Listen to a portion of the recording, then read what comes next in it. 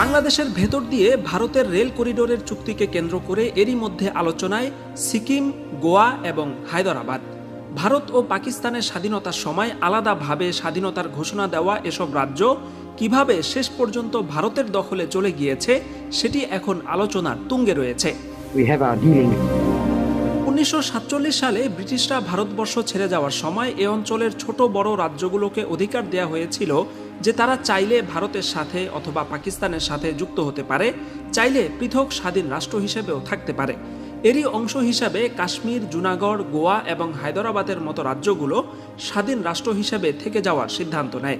এদের মধ্যে আয়তন এবং অর্থনৈতিক শক্তিতে সবচেয়ে প্রভাবশালী ছিল দক্ষিণের রাজ্য হায়দরাবাদ, যার আয়তন বাংলাদেশের চাইতেও 1.5 গুণ বড়। মোগল আমল থেকেই হায়দরাবাদ শাসন করা নিজামেরা এই রাজ্যটিকে উন্নতির চরম শিখরে নিয়ে গিয়েছিলেন। 1937 সালে